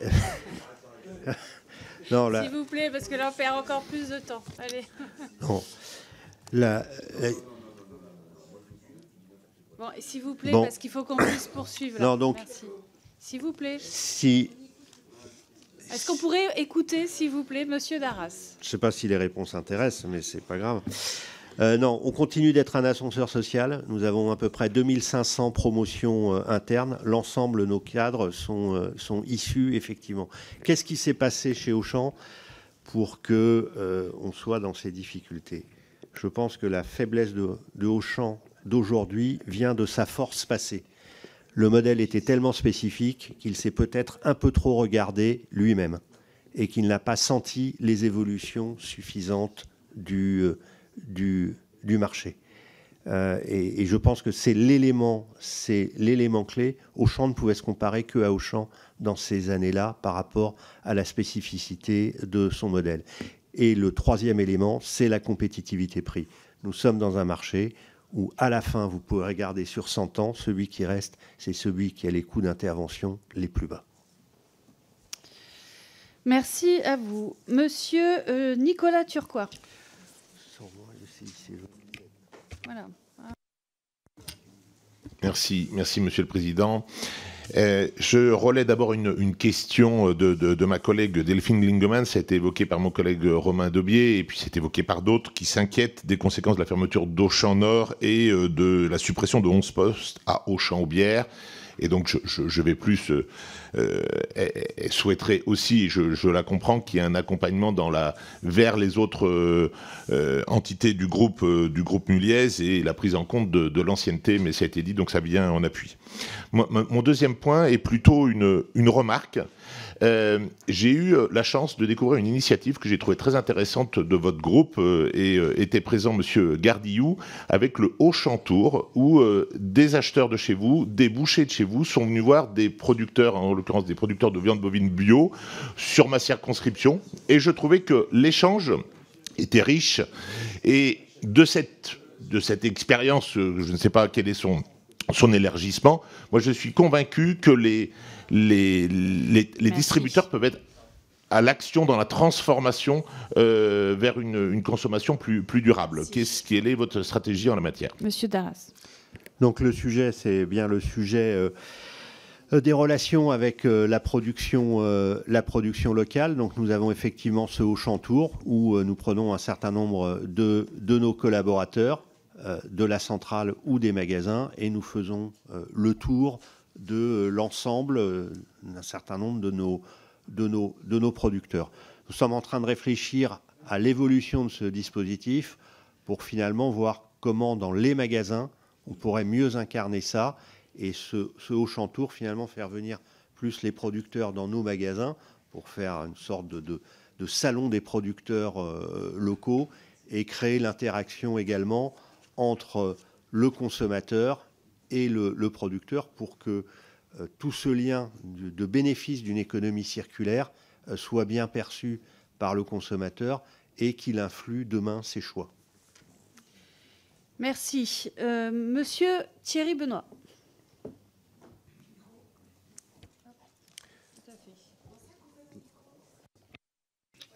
Merci. Monsieur le directeur général d'Auchan, depuis 60 ans, les pouvoirs publics en France ont beaucoup basé leur stratégie sur la consommation. Et je dirais que le secteur de la grande distribution, il est l'emblème, puisqu'on a créé des temples de la consommation où finalement, ces structures à faire des profits, quoi qu'il en coûte, eh bien, a conduit le consommateur à surconsommer, à gaspiller. Aujourd'hui, le secteur de la distribution est propriétaire d'ensemble immobilier, de galeries marchandes, de grands parkings qui vont certainement être utiles pour l'urbanisation des villes. Ça va être la deuxième vie du secteur de la distribution. Moi, ma question, je ne me soucie pas trop pour la mutation qui concerne le secteur de la distribution parce que finalement, vous avez des leviers, le foncier, l'immobilier, les galeries marchandes. Qu'est-ce que vous pouvez faire pour convaincre le consommateur de mieux consommer et de moins gaspiller, parce que vous avez une responsabilité en matière d'éducation à la consommation. Parce que le point d'orgue de la politique publique depuis 60 ans, ça a été le vote de la loi LME qui a donné le point au secteur de la distribution au détriment des producteurs. Monsieur Darras. Ouais. S'il vous plaît. Alors, je pense qu'il faut compléter quand même la vision. Hein. C'est parce qu'il y a eu des temples de consommation qu'il y a eu des temples industriels également. Parce que c'est ça qui a structuré l'ensemble de l'industrie. Donc, je pense qu'il faut rééquilibrer aussi cette je sais, mais cette vision. Vous parlez de l'immobilier. Je pense qu'il y a une réflexion énorme à avoir sur les fonciers qui sont occupés pour aller sur beaucoup plus de mixité entre commerce et c'est toute la thèse, si vous allez voir, de notre filiale consolidée dans le groupe Hello qui est Citrus, et tout le travail qui est fait avec les territoires est autour de ces sujets-là, avec quelques cas extrêmes et emblématiques, mais je ne veux pas en faire une responsabilité, où on est en train d'installer sur 5 ou 6 magasins, sur des fonciers non occupés, des fermes de permaculture qui pourront venir alimenter. Je ne veux pas en faire une généralité parce que c'est juste Monsieur une émergence. Darras. Merci. Madame Géraldine Grangier.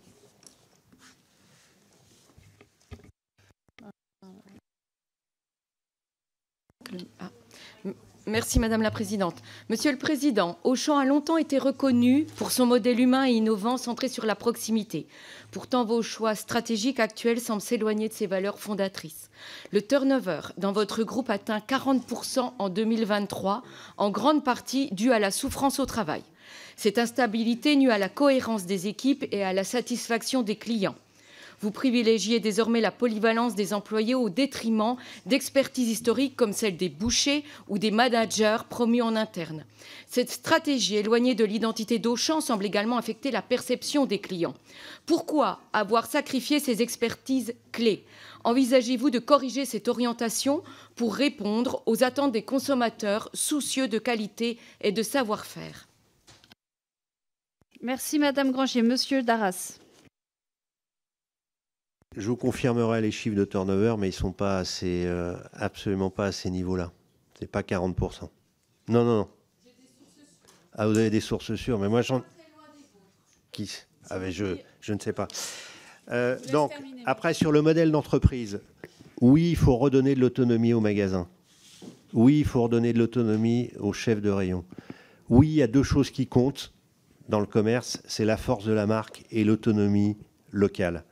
Et nous y travaillons pour réorganiser la vision du groupe autour de redonner du, je ne vais pas dire du pouvoir, mais vraiment du jeu de jambes au niveau des magasins. On a un certain nombre de projets là-dessus, sur lesquels on sortira au cours de l'année 2025, et peut-être y compris sur des sujets d'association au capital qui pourraient donner un peu plus de réactivité. En tout cas, moi, c'est une conviction forte que c'est un levier de performance. Merci. Monsieur Jérôme Nury. Oui, Monsieur le Président, vous nous indiquez aujourd'hui que le secteur de la grande distribution connaît une mutation et une concurrence féroce qui met en tension votre groupe et l'ensemble des acteurs. Mais le commerce de proximité est lui aussi dans une situation très préoccupante et voit ainsi de nombreux commerces ruraux de centre-ville ou centre-bourg fermés ou envisager de le faire dans les mois qui viennent. C'est ainsi que ces petits commerçants qui se tuent à la tâche en ouvrant leurs boutiques sur de très grandes amplitudes horaires ne se rémunèrent parfois que quelques centaines d'euros par mois. La crise qui les touche est amplifiée aujourd'hui par leur difficulté à trouver des grossistes qui les livrent sur des quantités dont ils ont besoin et à des prix raisonnables, leur permettant d'avoir un minimum de marge. Ce sujet majeur concerne les petites épiceries de nos villages qui ont un rôle majeur en termes de service à la population et d'emploi de proximité. Comment un groupe comme Auchan pourrait réinvestir ce secteur en le faisant accéder à ses centrales d'achat et en faisant de l'aménagement commercial du territoire une vraie stratégie de développement et qui pourrait aussi être très bénéfique en termes d'image? Merci Monsieur Nury. Monsieur Darras. Bon, ça pose la question de l'affiliation de petits commerçants à notre groupe. On a eu des demandes, hein. On a répondu positivement. J'ai une difficulté, je le dis clairement, c'est que je n'ai pas une logistique adaptée pour cela. Je pense qu'il y a deux distributeurs concurrents qui avaient, il y en a un qui avait, c'était Casino, qui était une force et je pense que là, il va y avoir un trou dans la raquette. La fin de Casino tel qu'il était aujourd'hui, va provoquer un trou dans la raquette sur l'approvisionnement des petites surfaces rurales. Voilà. Merci. Madame Nicole Lepay. Merci Madame la Présidente, Messieurs les directeurs. L'intelligence artificielle révolutionne les supermarchés en améliorant l'expérience client, en optimisant la logistique, avec des innovations telles que la gestion prédictive des stocks, les caisses automatiques intelligentes, la personnalisation des offres commerciales. Par ailleurs, votre directeur des relations sociales a souligné l'importance de la maîtrise de l'IA pour garantir l'employabilité de vos collaborateurs, en insistant sur la formation et la lutte contre la fracture numérique. Dans ce contexte, pourriez-vous préciser les solutions concrètes déployées par Auchan pour transformer l'expérience client grâce à l'IA et assurer une transition harmonieuse pour vos collaborateurs? Je vous remercie. Merci, Monsieur Darras. Bien. Donc, sur le travail de l'intelligence artificielle, nous avons développé un plan de formation qui va être accessible au plus grand nombre de collaborateurs, et avec des cas d'usage dans plein de domaines, comme vous l'avez cité, dans la prévision, dans l'analyse du parcours client. Et là, bien, le sujet, c'est bien la prise en main de cette intelligence artificielle, sachant qu'on a quand même un petit sujet, c'est le modèle économique qui, pour l'instant, n'est pas complètement affiné dans la relation avec les grands fournisseurs de solutions. Merci. Maintenant, Monsieur Belkir Belhaddad.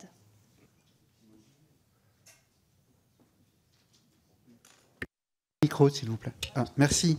Merci, Madame la Présidente. Monsieur le Directeur Général, l'un des sites qui doit fermer en mois prochain, c'est celui d'Auchan-Voipy qui se trouve sur ma circonscription. J'ai eu l'occasion de rencontrer le directeur du magasin et de rencontrer les salariés. Cette fermeture annoncée du magasin Auchan de Voipy, après 43 ans d'activité, est un coup dur pour les salariés, les sous-traitants et les commerces indépendants de la galerie. C'est près de 80 emplois qui sont directement menacés et des répercussions importantes.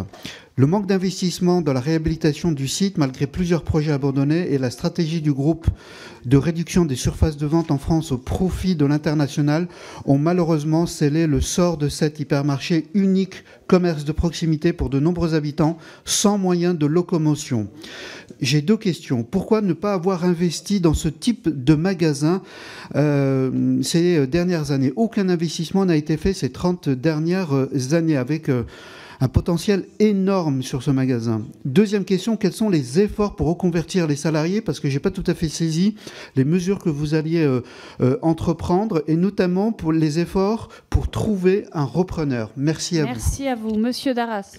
Nous sommes en cours de recherche d'un repreneur pour ce site, et bien évidemment, dès que nous aurons des perspectives, nous reviendrons vers les élus. Oui, le groupe Auchan s'est développé fortement à l'étranger. Ça a été un choix comparativement aux groupes d'indépendants qui, eux, sont plutôt restés en France. Je pense que, de manière générale, que ce soit le groupe Casino, le groupe Auchan ou le groupe Carrefour, ça les a affaiblis par un déficit d'investissement sur le territoire national. C'est un fait et on l'admet bien volontiers. Merci, Monsieur Darras. Madame Manon Meunier. Merci, Madame la Présidente. Monsieur le Directeur Général d'Auchan, quelle est votre part de responsabilité dans la crise des filières bio? En 2019, UFC Que Choisir révélait une enquête qui montrait que les marges brutes réalisées par les grandes surfaces étaient, sur les fruits et légumes, 75% plus élevées que les produits non bio. Pour l'occasion, votre syndicat, la Fédération du commerce et de la distribution, avait répondu « Les marges de la grande distribution sont identiques en pourcentage, voire plus faibles sur les produits bio que sur le non bio. » Dont acte. Mais depuis, c'est Chambre d'Agriculture France qui a sorti une nouvelle étude en novembre 2024. Et figurez-vous qu'elle donne raison à UFC Que Choisir. Pour prendre l'exemple de la pomme, l'étude précise les moyennes. Une pomme bio en grande surface, c'est 3,44 € le kilo contre 2,43 € pour une pomme conventionnelle. Et Auchan n'échappe pas à la règle. Actuellement, vous pouvez trouver des Golden Bio, 3,99 € le kilo contre 2,99 € en conventionnel. Et les marges, l'étude précise 1,24 € en moyenne sur le conventionnel, 1,82 € de marge sur le kilo en pomme bio. Pourtant, ces marges, elles coûtent cher à la filière qui s'effondre sous la réduction de la consommation. Alors quand allez-vous cesser ces profits, Monsieur le Directeur? Monsieur Darras. Sur la crise du bio,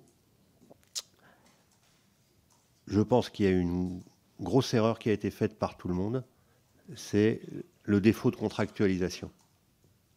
Tous les volumes bio auraient dû être absolument contractualisé.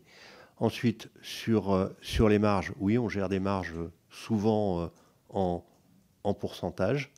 Donc, bien évidemment, je vous ai cité 24% de marge.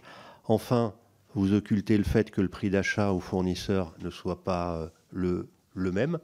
Et bien évidemment, le prix est différencié. Et enfin, le troisième élément, c'est qu'au-delà du coût de production, nous sommes des métiers de volume. Nous sommes des métiers de volume, nous sommes des métiers de flux.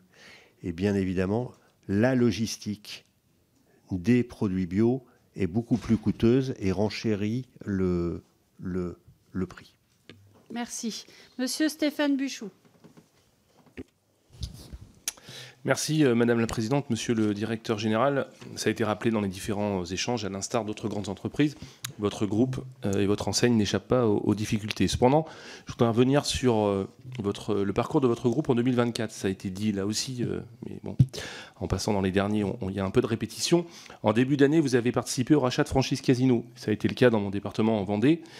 Et en fin d'année, vous annonciez la fermeture de certains magasins et des suppressions de postes. Alors certes, 2024 n'a épargné aucun secteur, mais votre groupe, comme d'autres, que nous avons auditionnés précédemment, a bénéficié de subventions publiques. Vous avez donné les montants tout à l'heure, des subventions publiques destinées à soutenir l'emploi. Pourriez-vous nous expliquer, parce que je n'ai toujours pas bien compris à quoi ont servi ces subventions, et surtout, quelles leçons vous tirez de cette situation et que mettez-vous en œuvre pour éviter qu'à chaque conjoncture économique difficile, les plans sociaux ne pleuvent? Merci beaucoup. Merci, Monsieur Buchou. Monsieur Darras. Bon, pour éviter que les plans sociaux pleuvent, il faut qu'on retrouve de la compétitivité. Ça, c'est bien le plan qu'on vous a expliqué. Le rachat des magasins Casino. Il y a quand même quelque chose un peu paradoxal lorsque Auchan intervient pour soutenir et reprendre une entreprise en difficulté. On ne peut pas être critiqué pour cela. Je pense que c'était aussi le signe pour Auchan de montrer que nous voulions rester sur ce marché. Et je vous ai cité le problème de la taille critique d'Auchan. Ça permettait de renforcer Auchan à la fois de manière volumique et également en renforçant sa présence sur des secteurs où il n'était pas, des géographies où il n'était pas assez présent. Merci. Monsieur Vogetta, Monsieur Stéphane Vogetta. Merci Madame la Présidente, Monsieur le Directeur Général. Deux sujets. Le premier, c'est une petite réflexion sur notre travail collectif. Cette commission des affaires économiques doit être un lieu de réflexion, de débat. Je pense que monsieur ici est invité, il n'est pas convoqué. Il nous fait la courtoisie de venir répondre à nos questions. Je pense que la moindre des choses, c'est de lui dire merci déjà. Merci monsieur pour être là, de répondre à nos questions. Et puis de préparer un minimum nos interventions, de ne pas l'accuser d'avoir distribué 1 milliard d'euros de dividendes à la famille Muliez, alors qu'on nous explique que la famille Muliez, au contraire, à recapitaliser son enseigne. D'ailleurs, je pense que la famille Muliez n'est pas non plus sur le banc des accusés aujourd'hui. On en parle beaucoup, mais c'est une famille qui, parmi d'autres familles et d'autres entrepreneurs en France, vont bientôt être mis à contribution d'une manière ou d'une autre. Je pense qu'on peut aussi de temps en temps leur dire merci. Ma question, monsieur, c'est simplement revenir sur effectivement les injections de capital qui ont été nécessaires pour non seulement recapitaliser Auchan en France, mais aussi éventuellement à l'étranger. Moi, je suis député de France et d'Espagne. Et qu'en est-il également en Espagne? Et quel est le lien entre Auchan et Alcampo? Le temps, justement, à Monsieur Darras de répondre. Bon, allez-y. Donc, Auchan Alcampo, c'est Auchan Espagne. Donc, c'est une filiale à 100%. C'est une filiale qui contribue à l'équilibre économique du groupe. Donc, on peut s'en féliciter, tout comme le Portugal, qui sont aussi des régions où l'Espagne contribue à plus du tiers de la création de valeur de l'ensemble du groupe. Ça permet aussi d'apporter des débouchés à nos fournisseurs nationaux par la fourniture de produits français, à la fois en Pologne, en Roumanie, en Espagne et au Portugal. Et donc tout cela, bien évidemment, également des effets positifs pour le tissu économique français. Merci. Monsieur Pascal Lecamp. Merci de me prendre si tard. J'arrive de la commission d'affaires sociales. Je n'avais pas le choix. Mais je vous connais depuis très longtemps, puisque j'ai passé ma vie à l'étranger. J'ai suivi votre implantation en Italie avec Rinascente, qui a été très compliquée. Par contre, le succès de Decathlon, enfin, par rapport au groupe Muliez, donc je vous connais plutôt bien. Je ne sais pas ce que vous avez dit avant. Moi, j'aimerais connaître la stratégie du groupe maintenant. Est-ce que, finalement, en allant sur Casino, on dit il va aller vers la proximité, il abandonne les hypermarchés, ce qu'on semble voir venir. Et puis, de l'autre côté... est-ce que peut-être, avec toutes les enseignes que vous avez, il y a une volonté d'abandonner totalement l'agroalimentaire à terme? Pourquoi pas? J'aimerais savoir, à horizon 10 ans, 15 ans, comment vous replacez Auchan dans le giron de la myriade des enseignes du groupe Muliez. Monsieur Darras. Bien. Donc sur le groupe Casino, c'est vrai que l'acquisition des 94 magasins, il y a les 3/4, c'est du supermarché. Donc ça nous réaugmente cette empreinte sur le supermarché. Pour relancer le groupe Auchan en France, nous avons une vision de travail au plus près des zones de vie, en faisant travailler ensemble les magasins d'une zone pour que la boulangerie de l'hypermarché puisse servir le magasin, le supermarché un petit peu plus petit, et ainsi offrir une proposition alimentaire à tous les habitants de la zone. Nous allons aussi, ça ne nous a pas échappé qu'on souhaite avant tout relancer la France et qu'il y a eu des arbitrages de géographie. Après une phase d'expansion très forte du groupe Auchan, il y a eu la cession d'un certain nombre de pays pour pouvoir financer le plan en France. Bien, nous en arrivons au moment, évidemment, où vous pouvez compléter toutes ces réponses. Simplement, pour vous préciser, puisque la remarque a été faite, Monsieur Darras, Monsieur le PDG et donc le groupe Auchan ont bien été convoqués par la Commission des affaires économiques, formellement. Et bien évidemment, nous les avons remerciés de leur disponibilité, puisqu'après plusieurs mois d'échanges, nous avons pu organiser cette audition, et c'est évidemment tant mieux. Ensuite, donc je reviens juste et en 1 ou 2 minutes sur quelques questions qui ont été posées à plusieurs reprises. Ça me semble important, il me semble, de revenir sur la question des reclassements possibles de salariés, parce que, évidemment, la famille Mulliez est un GIE, en fait, non pas un groupe. Et donc, juridiquement, c'est vrai.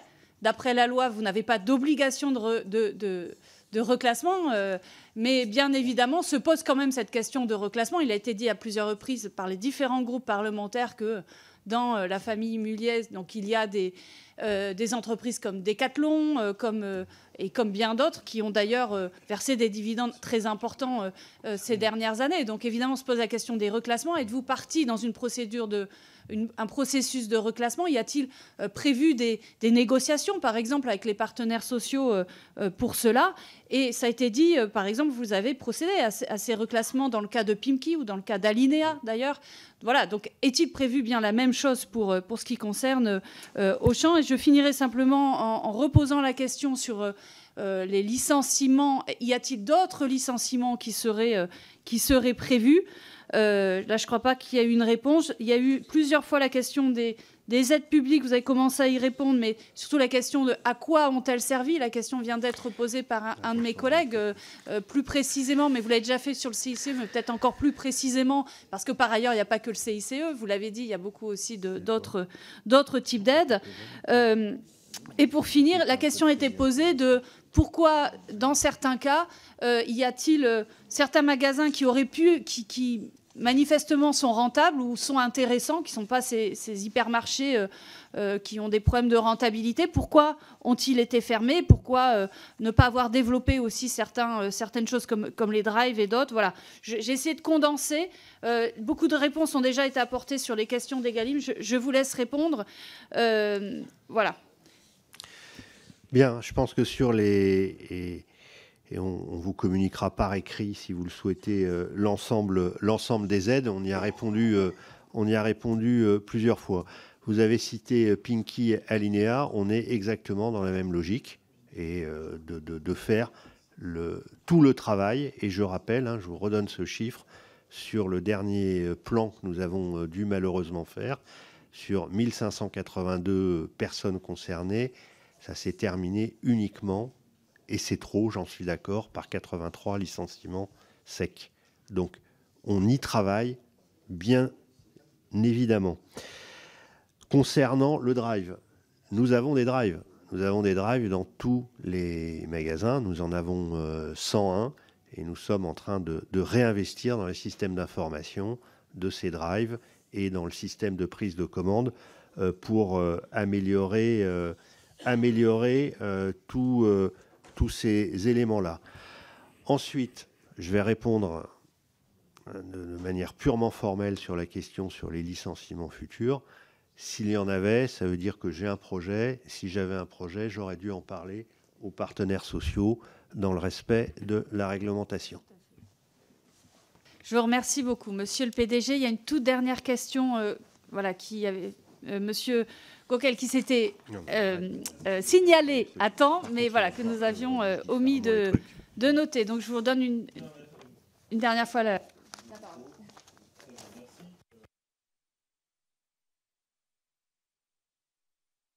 Un nombre de questions sur le sujet. Monsieur le directeur général, votre plan de restructuration menace, parmi tant d'autres aujourd'hui, 11 salariés d'hypermarché de Grande-Synthe situés dans ma circonscription près de Dunkerque. L'annonce de ces licenciements a profondément choqué les salariés, leurs représentants, les élus locaux et les clients de l'enseigne. Vous vous doutez bien. Comment vous expliquez ces licenciements, mais vous l'avez déjà un peu évoqué, alors que le groupe achète plus d'une centaine de magasins Casino et verse des dividendes significatifs à ses actionnaires, et comment justifiez-vous que des millions d'euros de crédit d'impôt n'aient pas empêché ces licenciements? Les salariés qui ont parfois consacré plus de 20 ans au service de votre groupe méritent plus qu'un licenciement expéditif dans un territoire où le groupe Mulliez historiquement est implanté. Et votre groupe, à mon sens, doit être à la hauteur en leur proposant des dédommagements conséquents et des perspectives de reclassement concrètes. Enfin, dans la zone commerciale de Grande-Synthe et aux alentours, de nombreuses enseignes appartiennent à l'association familiale Mulliez, il faut le noter. Donc pouvez-vous vous engager à proposer des reclassements concrets au sein de ces enseignes? Enfin, je le redis, l'association familiale Mulliez a une responsabilité morale envers ses salariés et les territoires où ces enseignes se sont implantées. Allez-vous enfin assumer pleinement cette responsabilité et garantir des solutions dignes pour les salariés concernés? Merci. Merci, Monsieur Gauquel. Monsieur Darras. Je crois que j'ai répondu à pas mal oui, non, mais effectivement, la région de Grande-Synthe est dans... Voilà, donc bien évidemment, c'est quelque chose qui permet peut-être, plus que dans d'autres secteurs, d'atteindre les objectifs que vous visez. Merci beaucoup, merci à nouveau pour votre disponibilité et évidemment les échanges que nous avons pu avoir. Monsieur le Président, Directeur Général.